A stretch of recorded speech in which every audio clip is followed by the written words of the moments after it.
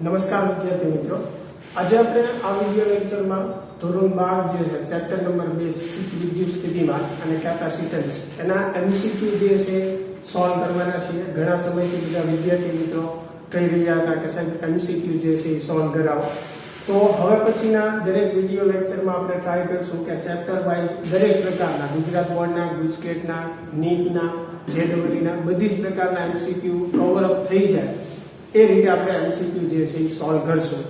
સાથે સાથે પેરેલલ હું એવો પણ પ્રયત્ન કરી રહ્યો છું કે નીટ અને JEE માટે જે છે 11મું પણ મહત્વનું છે, તો 11માના જે ચેપ્ટર જે છે એનું પણ રિવિઝન તમને કરાવી શકાય નીટ ને એની માટે થઈને, તો એના વિડિયો લેક્ચર પણ હું સમયાંતરે મૂકતો રહીશ। તો ચાલો આજે આપણે શરૂઆત કરીએ ચેપ્ટર નંબર 2 થી। વિદ્યાર્થી મિત્રો, આમાં બધા જ પ્રકારના MCQ જે છે આવી જશે, બરોબર। સાવ સહેલા તમે કહો, એવરેજ કહો અથવા અઘરા કહો, JEE નીટ લેવલના, તો બધી રીતના આવી જશે। એટલે આનાથી તમારા દરેક કોન્સેપ્ટ જે છે એ ખાસ ક્લિયર થઈ જશે। તો શરૂઆત કરીએ આપણે। જેમ કે પહેલો MCQ જે છે તમને કીધું છે કે નીચેનામાંથી કયું બળ જે છે સહરક્ષી પ્રકારનું છે। તો આ શબ્દ તમારે 11મા ધોરણથી વિદ્યાર્થી મિત્રો આવે છે કે સંરક્ષી ક્ષેત્ર। તો આપણને ખ્યાલ છે કે સંરક્ષી ક્ષેત્ર કોને કહેવાય, તો કે જેમાં કરવું પડતું કાર્ય જે છે માર્ગ ઉપર આધારિત નથી, એટલે કે એ ફક્ત પ્રારંભિક અને અંતિમ બિંદુના સ્થાન પર જ આધારિત હોય, બરાબર। આ ચેપ્ટરમાં જ્યારે તમે સ્થિતિમાન શીખ્યા ત્યારે પણ તમે વિદ્યુત ક્ષેત્રમાં થતું કાર્ય જે છે વ્યાખ્યાયિત કર્યું હશે કે તમે સમજ્યા છો। અને કાર્યનું સૂત્ર જે છે વિદ્યુત ક્ષેત્ર માટે આપણે આવી રીતે લખતા W બરાબર સંકલન E ડોટ dr, બરાબર। R1 થી R2 જતા હોય તો R1 થી R2 એવી રીતે લખતા, સ્થિતિમાનમાં આપણે માઈનસ લખતા, બરાબર છે। તો અહીંયા આપણે કહેતા કે પ્રારંભિક અને અંતિમ બિંદુ ઉપર જ આધારિત છે, કોઈ પણ માર્ગ આપણે પસંદ કરીએ એનાથી કાર્યના મૂલ્યમાં કોઈ ફેરફાર થતો નથી, બરાબર। ફરીને એને યાદ કરવું હોય, ધારો કે કોઈ A બિંદુ છે વિદ્યુત ક્ષેત્રમાં, એવી જ રીતે કોઈ B બિંદુ છે, તો પરીક્ષણ વિદ્યુત ભારને તમે A થી B આવી રીતે લઈ જાઓ આ માર્ગે, અથવા આવી રીતે લઈ જાઓ, અથવા આ માર્ગે લઈ જાઓ, તો આ ત્રણેય માર્ગ ઉપર થતું કાર્ય જે છે કેવું થાય, એક સમાન થાય, બરાબર। હું અહીંયા વિદ્યુત ક્ષેત્રનું ઉદાહરણ લઈને સમજાવું છું, એ જ વસ્તુ ગુરુત્વીય ક્ષેત્ર માટે પણ સાચી છે। એટલે સમજાવવાનો અર્થ અહીંયા એટલો જ છે કે સંરક્ષી ક્ષેત્ર એને કહેવાય કે જેમાં કરવું પડતું કાર્ય માર્ગ પર આધારિત ન હોય, એ ફક્ત એના પ્રારંભિક અને અંતિમ સ્થાન પર જ આધારિત હોય। તો ગુરુત્વ બળ પણ સંરક્ષી બળ છે અને કુલંબ બળ એટલે કે વિદ્યુત બળ પણ સંરક્ષી છે। એટલે અહીંયા આપણે A અને B બંને આન્સર આવશે, એટલે જો C ઓપ્શન જે છે આપેલો છે આપણને બંને, બરાબર। ચાલો બીજા પ્રશ્નની આપણે વાત કરીએ કે ડેલ્ટા U એટલે UP UR, ધારો કે કોઈ બે બિંદુ P અને R માટે આપણે સ્થિતિ ઊર્જાનો તફાવત લઈએ તો UP UR લખીએ કાય, અને એ પણ આપણને ખ્યાલ છે કે કાર્ય જે છે એ સ્થિતિ ઊર્જાના ફેરફાર જેટલું હોય, એટલે બરાબર આપણે શું લખી શકીએ, W। તો એ સૂચવે છે કે વિદ્યુત ભારને પ્રારંભિક સ્થાનથી અંતિમ સ્થાન પર લઈ જવા કરેલું કાર્ય। તો ફરીને આગળ જે મેં સમજાવ્યું એ જ રીતનો પ્રશ્ન છે, નીચે તમને ઓપ્શન આપેલા છે, એમાંથી આપણે એક ઓપ્શન જે છે એ પસંદ કરવાનો છે, બરાબર। તો હમણાં જ આપણે વાત કરી કે વિદ્યુત ક્ષેત્રમાં કરવું પડતું કાર્ય જે છે એ ફક્ત પ્રારંભિક અને અંતિમ બિંદુના સ્થાન પર આધારિત છે, એના માર્ગ પર આધારિત નથી। એટલે અહીંયા જે આન્સર આપેલો છે તમને C એ ધ્યાને ન લેતા, બરાબર। એમાં જો શું લખ્યું છે, પ્રારંભિક તથા અંતિમ સ્થાનને જોડતા માર્ગ પર આધારિત છે, તો એ આન્સર નથી, બરાબર। આમાં આન્સર શું છે, પ્રારંભિક તથા અંતિમ સ્થાનને જોડતા માર્ગ પર આધારિત નથી એમ આવશે। એટલે આમાં આન્સર જે છે શું આવશે, D, કેમ કે માર્ગ ઉપર આધારિત નથી। હા, આમાં એવો ઓપ્શન તમને આપ્યો હોય કે એ ફક્ત પ્રારંભિક અને અંતિમ સ્થાન પર જ આધારિત છે, તો એ ઓપ્શન જે છે આવી શકે। એટલે આમાં આન્સર જે છે શું આવશે, D આવશે। ચાલો ત્રીજો પ્રશ્ન જે છે, બાહ્ય વિદ્યુત ક્ષેત્રમાં પરીક્ષણ વીજભારને વિદ્યુત બળની વિરુદ્ધ દિશામાં સ્થાનાંતર કરાવતા વિદ્યુત બળ વડે થતું કાર્ય। જો આમાં વિદ્યુત બળ વડે થતું કાર્ય પૂછ્યું છે, પછી શૂન્ય હોય, ધન હોય, ઋણ હોય, માર્ગ પર આધારિત છે એવા ઓપ્શન આપણને આપેલા છે। તો સૌપ્રથમ તો એ આખી જે થિયરી છે અથવા કોન્સેપ્ટ યાદ કરો. જ્યારે આપણે સ્થિતિમાન સમજવું હતું ત્યારે એવી રીતે સમજતા હતા કે ભાઈ ધારો કે આ કોઈ બાહ્ય વિદ્યુત ક્ષેત્ર છે, અહીંયા મારે કોઈ P બિંદુ પાસેનું સ્થિતિમાન નક્કી કરવું હોય તો આપણે શું કહેતા કે ભાઈ કોઈ એકમ ધન વિદ્યુત ભાર ધારી લ્યો, જેને પરીક્ષણ વિદ્યુત ભાર કહેતા, જેને આપણે અનંત અંતરે ધારતા. અનંત અંતરેથી પરીક્ષણ વિદ્યુત ભારને ક્ષેત્રમાં લાવવા માટે જે કાર્ય કરવું પડે એને આપણે સ્થિતિમાન કહેતા. તો આ પરીક્ષણ વિદ્યુત ભારને જ્યારે આપણે આ P બિંદુ પાસે લાવીએ તો આ ક્ષેત્ર અધર વિદ્યુત ભાર છે. તો જે દિશામાં ક્ષેત્ર છે એ દિશામાં ક્ષેત્ર વડે એના પર બળ લાગે. એટલે જો તમે આ પરીક્ષણ વિદ્યુત ભારને અહીંયાથી ઉપાડી અને P બિંદુ પાસે મૂકી દો તો આ ક્ષેત્ર એને બહારની તરફ ધકેલી દે. એટલે જ્યારે આપણે એને ક્ષેત્ર તરફ લાવતા હોઈએ ત્યારે ક્ષેત્ર એને બહાર ધકેલતું હોય. તો આપણે એવું કહેતા કે જેટલું બળ ક્ષેત્ર લગાડે છે એટલું જ આપણે બાહ્ય બળ લગાડવું પડે, પણ એની વિરોધી દિશા. એટલે ક્ષેત્ર વડે લાગતું બળ QE છે જે બહારની તરફ છે અત્યારે. તો આપણે ક્ષેત્રમાં દાખલ થવા માટે એટલું જ બળ અંદરની તરફ લગાડવું પડે. વાસ્તવમાં એના કરતા થોડું વધારે લગાડવું પડે, પણ આ તો થિયરીમાં આપણે કહેતા. બરાબર. તો QE જેટલું બળ જે છે આપણે ક્યાં લગાડવું પડશે? અંદરની તરફ લગાડવું પડશે. તો એના પરથી આપણે સ્થિતિમાનની વ્યાખ્યા પણ વ્યાખ્યાયિત કરી. બરાબર કે ભાઈ ક્ષેત્રમાં દાખલ થવા માટે જે કાર્ય કરવું પડે છે એને આપણે સ્થિતિમાન કહેતા. એટલે આપણે જે બાહ્ય બળ આપીએ છીએ F external QE જેટલું જ હોય, પણ ક્ષેત્ર વડે જે બળ લાગે છે એની કરતા વિરોધી દિશામાં હોય. તો બાહ્ય બળ વડે થતું કાર્ય આપણે કેવું ગણતા? ધન ગણતા. તો ક્ષેત્ર વડે થતું કાર્ય જે છે આપણે કેવું ગણવું પડે? ઋણ ગણવું પડે. એટલે અહીંયા આજે આપણો પ્રશ્ન છે ત્રીજો પ્રશ્ન. બરાબર કે બાહ્ય વિદ્યુત ક્ષેત્રમાં પરીક્ષણ વીજભારને વિદ્યુત બળની વિરુદ્ધ દિશામાં સ્થાનાંતર કરાવતા વિદ્યુત બળ વડે થતું કાર્ય જે છે કેવું આવશે? ઋણ આવશે. અને આમાં ને આમાં જો આ જ પ્રશ્નમાં એવો પ્રશ્ન પૂછે કે બાહ્ય બળ વડે થતું કાર્ય કેટલું થાય, તો મેં તમને અહીંયા જ કીધું. જો ચોથો પ્રશ્ન એ છે કે ઉપરના પ્રશ્નમાં બાહ્ય બળ વડે થતું કાર્ય જે છે ખાલી જગ્યા હશે. તો બાહ્ય બળ વડે થતું કાર્ય જે છે શું આવશે? ધન આવશે. બરાબર. ચાલો, ત્રીજા અને ચોથા પ્રશ્ન બંનેની વાત થઈ ગઈ. પાંચમા પ્રશ્નની આપણે વાત કરીએ કે કોઈ વિદ્યુત ક્ષેત્રમાં પરીક્ષણ વિદ્યુત ભારને ગતિ કરાવવા માટે Fe વિદ્યુત બળ તથા F external બાહ્ય બળ હોય તો સાચો વિકલ્પ કયો છે? તો હવે અહીંયા જ મેં તમને જો વાત કરી કે વિદ્યુત બળ જે છે બરાબર એ બહારની તરફ લાગે છે QE જેટલું, તો એટલું જ આપણે બાહ્ય બળ અંદરની તરફ લગાડવું પડે. એટલે કે અહીંયા બાહ્ય બળ અને વિદ્યુત બળ સમાન મૂલ્યના હોય પણ દિશા પરસ્પર વિરોધી હોય. તો એક આ ઓપ્શન આવશે, જો C જે છે F external બરાબર Fe બાહ્ય બળ બરાબર વિદ્યુત બળ. એની પછી હજી એક ઓપ્શન આપણે લખી શકીએ, આપણને આપ્યું છે એટલા માટે કે બંનેનું પરિણામી બળ જે છે કેવું થાય? શૂન્ય થાય, કેમ કે બે પરસ્પર વિરોધી દિશામાં છે. એટલે જો આમાં ઓપ્શન કે D આપેલો છે A અને C બંને એમ, એટલે આમાં આન્સર બંને આવી શકે. એવું બને પરીક્ષામાં કોઈ પણ એક ઓપ્શન એ આપેલો હોય ત્યારે પૂછાઈ જાય તોની વાત છે. બરાબર. પણ આપણને અત્યારે જે ઓપ્શન આપ્યા છે એ પ્રમાણે A અને C બંને આન્સર આવશે. બરાબર. ચાલો આગળ વધીએ છઠ્ઠા પ્રશ્ન તરફ.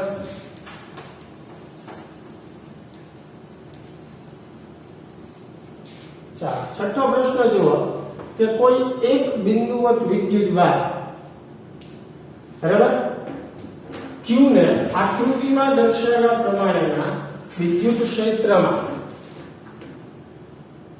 જુદા જુદા ત્રણ માર્ગે A C B અને જો એક પરીક્ષણ વિદ્યુત ભારને ACB એટલે આ રીતે ઉપરના માર્ગથી, પછી ADB એટલે આ સીધો માર્ગ ADB બરાબર, અને ત્રીજો માર્ગ AGB અહીંયા G આપેલું છે AGB એટલે નીચેનો, એવી રીતે લઈ જવામાં આવે છે B સુધી.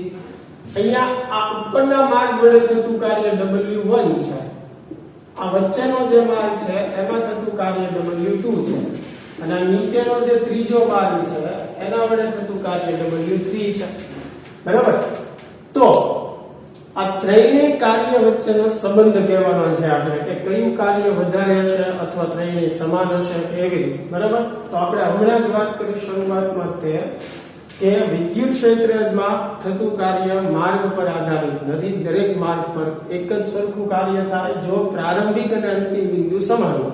તો આ ત્રણેય માર્ગમાં તમે જુઓ પ્રારંભિક અને અંતિમ, તો અહીંયા આન્સર જે છે શું આવશે? W1 બરાબર W2 બરાબર W3. ચાલો આગળ જોઈએ 7મો MCQ. એક એકમ વર્તુળના કેન્દ્ર પર 10 કુલમ ધન વિદ્યુતભાર રહેલો છે. એક વર્તુળ જે છે તમને આપેલું છે, એના કેન્દ્ર પર 10 કુલમ વિદ્યુતભાર છે. આ એકમ વર્તુળ પર એક ઇલેક્ટ્રોન 10 પરિભ્રમણ પૂરા કરાવવા માટે કરવું પડતું કાર્ય. હવે તમે સમજો કે ઇલેક્ટ્રોન 10 પરિભ્રમણ પૂરા કરે તો એ જે સ્થાનેથી પરિભ્રમણની શરૂઆત કરે ફરીને પાછો એ જ સ્થાને આવે. એટલે આને તમે સિમ્પલ પણ સમજી શકો કે અહીંયા સ્થાનાંતર જે છે એ કેવું કહેવાય? શૂન્ય. એટલે કરવું પડતું કાર્ય જે છે પણ શું થાય? શૂન્ય. બીજા શબ્દમાં કેવું હોય કે અહીંયા ઇલેક્ટ્રોનનું પ્રારંભિક અને અંતિમ સ્થાન જે છે એ સમાન છે, એટલે એનો સ્થાનાંતર સદિશ પણ કેવો થાય? શૂન્ય થાય. એટલે પરિણામે કાર્ય જે છે કેવું થશે? શૂન્ય થશે. ચાલો ક્લિયર. આગળ વધીએ 8મો MCQ જે છે 10 ન્યૂટન પ્રતિ કુલમ જેટલું સમાન વિદ્યુત ક્ષેત્ર y અક્ષની દિશામાં આપેલું છે.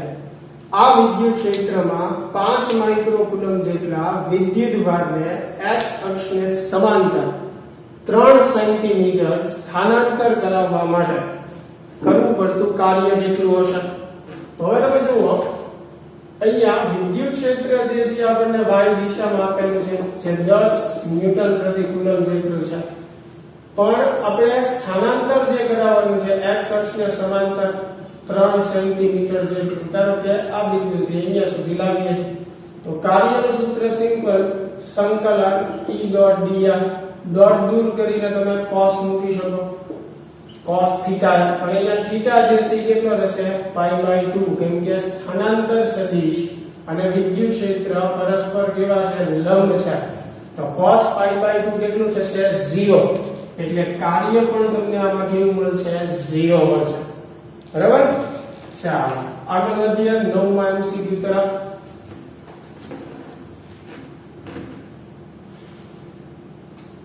જો 9મો MCQ જે છે એકમ ધન વિદ્યુતભારને અનંત અંતરેથી આપેલા બિંદુએ લાવવા માટે બાહ્ય બળ વડે કરવું પડતું કાર્ય શું દર્શાવે છે?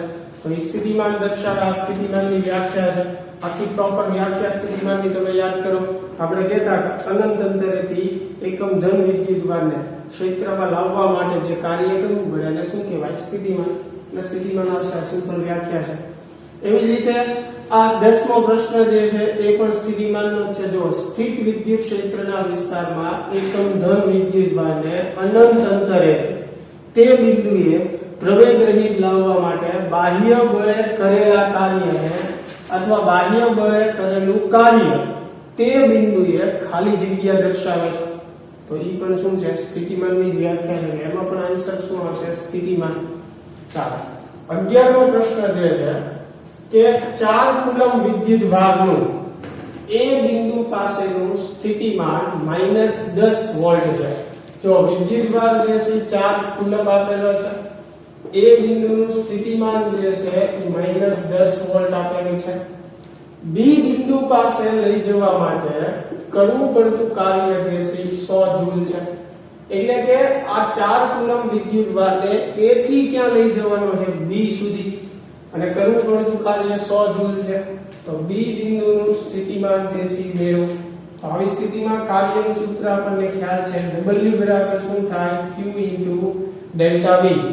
ડેલ્ટા V એટલે સ્થિતિમાનનો તફાવત. A થી B લઈ જઈએ છીએ એટલે B ના સ્થિતિમાનમાંથી A નું સ્થિતિમાન બાદ કરવાનું. અંતિમમાંથી પ્રારંભિકનું બાદ. બરાબર. તો W જે છે કેટલું છે? 100. Q જે છે કેટલું આપેલું છે આપણને? 4. B નું સ્થિતિમાન આપણે મેળવવાનું છે. A નું સ્થિતિમાન -10 છે. બરાબર. તો અહીંયા 4 છેદમાં આવશે એટલે આ બાજુ 25 થશે, આ બાજુ VB માઈનસ માઈનસ પ્લસ. હવે VB ને સૂત્રનો કરતા બનાવો એટલે VB બરાબર શું થશે 25 માઈનસ 10 એટલે આન્સર આવશે 15 વોલ્ટ. બરાબર. તો B બિંદુનો સ્થિતિમાન જે છે તમને કેટલું મળશે +15 મળશે. ઓપ્શનમાં 2 આપ્યું છે -15 અને +15, તો એ ખાસ પાછું ધ્યાન રાખજો. ચાલો જરૂર જણાય ત્યાં તમે વિડિયો પોઝ કરી અને સાદું જે લખી શકો. બરાબર. અને પછી 12મો MCQ જે છે કે કોઈ વિસ્તારમાં વિદ્યુત ક્ષેત્ર જે છે, જો વિદ્યુત ક્ષેત્ર આપણને આપેલું છે E બરાબર dy I cap plus dx j cap અસ્તિત્વ ધરાવે છે. જો P અને Q ના યામ, P બિંદુના યામ આપેલા છે 1,2 મીટર, Q બિંદુના યામ આપેલા છે 3,5 મીટર. તો VP VQ એટલે કે Q બિંદુની સાપેક્ષે P બિંદુનું સ્થિતિમાન મેળવો. તેનું સૂત્ર શું થશે? VP VQ બરાબર માઈનસ સંકલન Q થી P E ડોટ dr. બરાબર. તો E તો આપેલું છે, આપણે dr મેળવવું પડશે, સ્થાનાંતર સદિશ. તો સ્થાનાંતર સદિશ મેળવવા માટે આપણે Q ના યામમાંથી P ના યામ જે છે બાદ કરવા પડે. 3 - 1 એટલે 2 થશે, 5 - 2 એટલે 3 થશે. અને આવી રીતે પણ લખી શકીએ 2i cap plus 3j cap. બરાબર. તો આ જે છે એનો સ્થાનાંતર સદિશ થયો. હવે અહીંયા કિંમત આપણે મૂકશું 2,3 જે છે 2i cap plus 3j cap. એના પરથી VP VQ મેળવશું આપણે. આ માઈનસ સંકલન E જે છે કેટલું છે dy I cap dx j cap into dr જે છે કેટલું છે 2i cap plus 3j cap. Ready. ચાલો ડોટ ગુણાકાર તો બધાને આવડતો જ હશે. બરાબર. લિમિટ આપણે પછી મૂકશું હમણાં. તો I નો ગુણાકાર થશે એટલે અહીંયા થશે -12 એમ એઝ ઇટ ઇઝ I નો ગુણાકાર કરો એટલે 2dy વત્તા j નો ગુણાકાર એટલે 3dx. કારણ કે I ડોટ j 0 થાય. બરાબર. એ તો ક્યારે છે. તો હવે વારાફરતી આ બંને પદનું સંકલન કરીએ આપણે. તો VP VQ બરાબર શું મળશે તમને જુઓ. આ માઈનસ જે છે એઝ ઇટ ઇઝ એમ. બરાબર. આ 2 dy નું સંકલન જે છે શું થશે y થશે. પણ હવે ખાસ ધ્યાન રાખજો લિમિટ મૂકવાની બાકી છે. એટલે અહીંયા લિમિટ જ્યારે મૂકશું y સ્વરૂપે છે એટલે ફક્ત y યામની લિમિટ આવશે. એટલે y યામની લિમિટ શું થશે 5 થી 2 વત્તા અહીંયા પ્લસ છે એટલે પ્લસ 3 dx નું સંકલન શું થશે x. અને હવે જે આપણી લિમિટ આવશે એ x યામની આવશે. તો અહીંયા 3 થી 1. બરાબર. એટલે 3 to 1. ચાલો લિમિટ મૂકી દઈએ. વારાફરતી VP VQ માઈનસ બરાબર 2. પહેલા અપર લિમિટ મૂકશું એટલે 2 માઈનસ લોઅર લિમિટ એટલે 5. એવી જ રીતે બીજા પદમાં 3 upper limit minus lower limit. ચાલો તો માઈનસ નિશાની એઝ ઇટ ઇઝ 2 - 5 એટલે -3 -6 થશે. અહીંયા પણ -4 થશે એટલે આ -12 - પ્લસ એટલે આન્સર જે છે કેટલો આવશે +12 વોલ્ટ આવશે. એ આન્સર આવશે.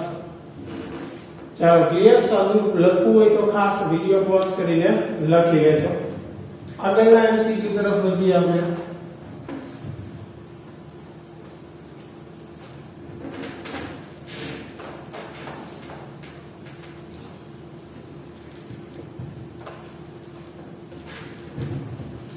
ચાલો એની પછી 13મો MCQ જે છે કે એકમ ધન વિદ્યુત ભારને R થી P બિંદુએ લાવતા બાહ્ય બળ વડે થતા કાર્ય માટે કયો વિકલ્પ સાચો છે? તો જો કાર્યનું સૂત્ર આપણે આવી રીતે લખતા W બરાબર Q into delta V અથવા આપણે લખી શકાય W બરાબર delta U. કેમ કે Q into delta V એટલે delta U જે છે આપણે લખી શકીએ. બરાબર. તમે એવી રીતે પણ લખી શકો છો ડેલ્ટા V બરાબર W/Q, અલગ અલગ રીતે. આમાં જો તમને A, B અને C ત્રણેય ઓપ્શન સાચા આપ્યા છે. એટલે W જે છે એની જગ્યાએ ડેલ્ટા U/Q પણ લખી શકાય. હા, Q જે છે એકમ વિદ્યુતભાર છે, એટલે અહીંયા 1 મૂકો તમે એટલે W બરાબર ડેલ્ટા V થાય. તો જો એ ઓપ્શન પણ સાચો છે, એકમ ધન વિદ્યુતભાર વિગત. પછી આ બીજો ઓપ્શન W બરાબર ડેલ્ટા U/Q જે છે, બરાબર, એવી રીતે પણ તમે લખી શકો. ત્રીજો ઓપ્શન જે છે ડેલ્ટા V બરાબર ડેલ્ટા U/Q, અહીંયા જે મેં તમને બતાવ્યું, બરાબર. તો અહીંયા ત્રણેય વિકલ્પો જે છે એ સાચા છે. ચાલો 14મા MCQ ની આપણે વાત કરીએ. 10 × 10⁻6 કુલમ વિદ્યુતભારથી Q આપેલું છે 10 × 10⁻6 કુલમ. 10 સેન્ટીમીટર અંતરે આવેલું બિંદુ એટલે 0.10 મીટર અથવા 0.1 મીટર થશે. સ્થિતિમાન કેટલું થાય? તો આ બહુ સિમ્પલ છે સાવ. V બરાબર kQ/r સ્થિતિમાનનું જે સૂત્ર છે, બરાબર. K એટલે કુલમ અચળાંક છે, Q આપેલું છે, R આપેલું છે. સિમ્પલ એની કિંમત મૂકો એટલે તમને આન્સર જે છે એ મળી જશે, બરાબર. ચાલો 15મા MCQ કે જો P બિંદુ પાસે સ્થિતિમાન 50 વોલ્ટ હોય તો 3 માઇક્રોકુલમ વીજભારને અનંત અંતરેથી P બિંદુએ લાવવા માટે કરવું પડતું કાર્ય. તો W બરાબર Q * ડેલ્ટા V. Q એમ અનંત અંતરેથી P બિંદુએ લાવીએ છીએ એટલે VT - V ઇન્ફિનિટી. તો Q જે છે આપણને આપેલું છે કેટલું છે 3 માઇક્રોકુલમ. P બિંદુનું સ્થિતિમાન VT એટલે તો એ આપેલું છે કેટલું છે 50. અનંત અંતરે સ્થિતિમાન કેટલું થાય 0. તો W બરાબર થશે 150 × 10⁻6.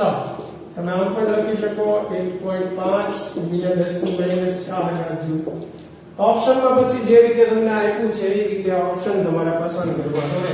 અત્યારે આપણને આપેલું છે 150 × 10⁻6. ચાલો ક્લિયર, આગળ વધીએ.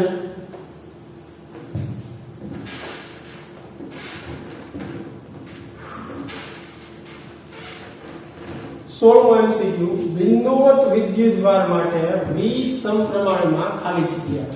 હવે જો V નું સૂત્ર છે V બરાબર kQ/r. તો એક સીધો સંબંધ કે ભાઈ V સમપ્રમાણમાં 1/r થાય. એટલે તમને આમે આપેલું હોય V સમપ્રમાણમાં r⁻⁻1. પણ અહીંયા Q અને R બંનેના ફોર્મમાં છે જવાબ. તો V સમપ્રમાણમાં Q જો સૂત્રમાં દેખાય એટલે ફાઇનલ આન્સર આપણે શું લખી શકીએ? V સમપ્રમાણમાં Q/r પણ લખી શકીએ અથવા V સમપ્રમાણમાં Q, R ને ઉપર લેશું આપણે તો r⁻⁻1. તો આમાંથી કોઈ પણ ઓપ્શન તમને આપેલો હોઈ શકે. આમાં આપણને Q અને R બંનેના ફોર્મમાં છે એટલે આપણો આન્સર જે છે શું આવશે? D આવશે, Q * r⁻⁻1. ચાલો ક્લિયર. એની પછીનો MCQ જે છે 17મો. Q વીજભારને લીધે R અંતરે વિદ્યુત ક્ષેત્ર E હોય તો એ જ બિંદુએ સ્થિતિમાન કેટલું થાય? તો સ્થિતિમાનનું સૂત્ર આપણે ભણી ગયા છીએ. V બરાબર શું લખી શકાય? E * R. તો અહીંયા આન્સર જે છે શું આવશે? V બરાબર E * R થશે. ઓપ્શન આપણને એ રીતે આપેલા છે એટલે એ ઓપ્શન જે છે આપણે પસંદ કરવાનો રહેશે. V બરાબર શું થશે? E * R. બરાબર. અહીંયા C ઓપ્શન જે છે આવશે. ચાલો અને પછી 18મો 3 માઇક્રોકુલમ વીજભારના લીધે 10 સેન્ટીમીટર અંતરે જો વિદ્યુતભાર આપેલો છે 3 માઇક્રોકુલમ, 10 સેન્ટીમીટર અંતરે સ્થિતિમાન 5 વોલ્ટ છે. તો તમને એવું પૂછ્યું છે કે 20 સેન્ટીમીટર અંતરે વિદ્યુત ક્ષેત્ર કેટલું થાય? તો આ સિમ્પલ છે, આમાં બહુ મૂંઝાવાની જરૂર નથી. વિદ્યુત ક્ષેત્રનું સૂત્ર થાય કે Q/r². Q તો આપેલું છે જો 3 માઇક્રોકુલમ, બરાબર. અને R જે છે ત્યાં તમને પૂછ્યું છે 20 સેન્ટીમીટર અંતરે. એટલે ઘણા છે ને આ જે કિંમત આપી છે એનાથી કન્ફ્યુઝ થાય, બરાબર. પણ ચિંતા કરવાની જરૂર નથી. અંતર આપણને 20 સેન્ટીમીટર કીધું છે, વિદ્યુતભાર આપી દીધો છે, બરાબર. એટલે R 20 સેન્ટીમીટર, મીટરમાં ફેરવવાનું છે Q એટલે 3 માઇક્રોકુલમ, બંનેની કિંમત મૂકો એટલે તમને E જે છે વિદ્યુત ક્ષેત્ર મળી જશે. બરાબર? ચાલો આગળ વધીએ આપણે 19મા MCQ તરફ. હવે જુઓ, P બિંદુએ કોઈ વીજભારના લીધે વિદ્યુત ક્ષેત્ર જે છે E 10⁶ ન્યૂટન પ્રતિ કુલમ છે. બરાબર? વિદ્યુતભારનું મૂલ્ય અહીંયા જો આપણને આપ્યું નથી, ખાલી એવું કીધું છે કોઈ વિદ્યુતભારના લીધે વિદ્યુત ક્ષેત્ર જે છે 10⁶ ન્યૂટન પ્રતિ કુલમ છે. તો તે જ બિંદુએ વિદ્યુત સ્થિતિમાન જે છે એ કેટલું થાય અને અંતર જે છે જો તમને આપેલું છે 10. બરાબર? તો અહીંયા સિમ્પલ જે છે હમણાં આપણે કીધું હતું V બરાબર શું થશે E * R. તો આપણે મેળવવાનું શું છે? સ્થિતિમાન મેળવવાનું છે. તો E જે છે 10⁶ R એટલે અંતર 10 આપેલું છે. તો ટોટલ કેટલું થશે? 10⁷ વોલ્ટ. તમે એવી રીતે પણ કરી શકો, પહેલા E બરાબર kQ r² વાળું સૂત્ર વાપરો. એમાં R આપેલું છે, E આપેલું છે, એટલે એના પરથી વિદ્યુતભાર મળે તમને. અને પછી V બરાબર kQ r વાળું સૂત્ર વાપરો. Q અહીંયા તમે મેળવ્યું હોય એટલે Q મૂકી દો, અહીંયા R 10 મીટર મૂકો. તો એવી રીતે પણ સ્થિતિમાન મળી જાય. ગુણોત્તર લઈને પણ તમે કરી શકો, પણ એ આ જ આવશે એટલે આ સિમ્પલ પડે. બરાબર? ચાલો આગળ વધીએ આપણે 20મા MCQ. વિદ્યુત ક્ષેત્રમાં કોઈ વિદ્યુતભારને એક બિંદુથી બીજા બિંદુ સુધી લઈ જતા તેની ગતિ પ્રવેગ રહિત બને તે માટે. તો આ સ્થિતિમાનની વ્યાખ્યા ઉપરથી છે, તમને ખ્યાલ આવી જશે. ઓપ્શન તમે વાંચો એટલે વિદ્યુત ક્ષેત્રની વિરુદ્ધમાં બાહ્ય બળ વડે કાર્ય કરવું પડે. સ્થિતિમાનની વ્યાખ્યામાંથી બનાવેલો પ્રશ્ન છે. બરાબર? ચાલો 21મો પ્રશ્ન એના જેવો જ છે. જુઓ, એકમ ધન વિદ્યુતભારને અનંત અંતરેથી ક્ષેત્રમાન આપેલા બિંદુ સુધી લાવવા માટે ક્ષેત્રની વિરુદ્ધ દિશામાં કરવું પડતું કાર્ય શું દર્શાવે છે? વિદ્યુત સ્થિતિમાન દર્શાવે છે. સ્થિતિમાનની વ્યાખ્યા છે. ચાલો 22મો પ્રશ્ન જે છે, બિંદુવત વિદ્યુતભાર Q થી અનંત અંતરે આવેલા કોઈ બિંદુ પાસે સ્થિતિમાન કેટલું થાય? તો આ વચ્ચે હું એક બે વાર બોલી ગયો. અનંત અંતરે સ્થિતિમાન જે છે એ કેવું થાય? 0. એટલે આમાં આન્સર જે છે એ શું આવશે? 0 આવશે. બરાબર? ચાલો 23મો પ્રશ્ન જે છે, 9 × 10⁻15 મીટર ત્રિજ્યા ધરાવતા.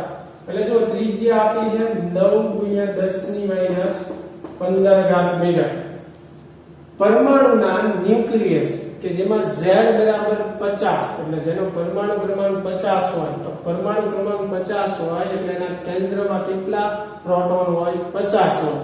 તો એની સપાટી પરનું સ્થિતિમાન જે છે એ કેટલું થાય? તો પરમાણુ એટલે એક પ્રકારનું ગોળીય કવચ જ થયું અને એની સપાટી પર સ્થિતિમાનનું સૂત્ર થાય kQ/R. તો R તો તમને આપેલું જ છે, પણ Q જે છે એ કેટલું થશે? 50 પ્રોટોન કે 50 ઇલેક્ટ્રોનના વિદ્યુતભાર જેટલું, પણ કેન્દ્રમાં ધન વિદ્યુતભાર હોય એટલે ધન લઈશું આપણે Q. બરાબર છે? એટલે Q મેળવવા માટે 50 ગુણ્યા તમારે 1 પ્રોટોનનો વિદ્યુતભાર કરવાનો છે. એટલે આનાથી તમને શું મળશે? Q મળશે. એ Q ની કિંમત તમે આ સૂત્રમાં મૂકી દો. R તમને આપેલું છે, K એટલે કુલમ અચળાંક, 9 × 10⁹ એટલે સ્થિતિમાન જે છે એ તમને મળી જશે. બરાબર? ચાલો આગળ વધીએ આપણે 24મો પ્રશ્ન જે છે, એક બિંદુવત વિદ્યુતભાર ઇલેક્ટ્રોનથી સમાન અંતરે આવેલા બિંદુએ પાસે 4 વોલ્ટના વિદ્યુત સ્થિતિમાન વાળા ગોળાનો વ્યાસ ખાલી જગ્યા છે. જો ગોળાનો વ્યાસ આપણે મેળવવાનો છે. બરાબર? તો સૌપ્રથમ આપણે શું કરશું? એની ત્રિજ્યા મેળવશું R. સ્થિતિમાનનું સૂત્ર શું થશે? V = kQ/R. તો R ને સૂત્રનો કરતા બનાવો એટલે શું આવશે? kQ/V. V તમને આપેલું છે જો 4 વોલ્ટ જે છે એ સ્થિતિમાન છે. બરાબર? હવે ઇલેક્ટ્રોનની વાત છે એટલે અહીંયા વિદ્યુત ભાર જે છે એ શેનો આવશે ઇલેક્ટ્રોનનો આવશે એ તો ખ્યાલ જ હોય કુલમ અચળાંક તો આમાંથી તમને r મળશે એટલે r જે છે એ ગોળાની ત્રિજ્યા થશે અહીં બરાબર તો એના પરથી વ્યાસ તમારે જોતો હોય તો ત્રિજ્યાનું શું કરવું પડશે ડબલ કરવું પડશે બરાબર આપણે ઘણા બધા MCQ કરવાના છીએ આ ચેપ્ટરમાં એટલે ખાસ થોડુંક ઝડપથી કરાવું છું એકદમ ઈઝી જે છે એની હિન્ટ તમને આપી અને તમે ગણી શકો એટલા માટે ચાલો 25મો MCQ જે છે એ જોઈએ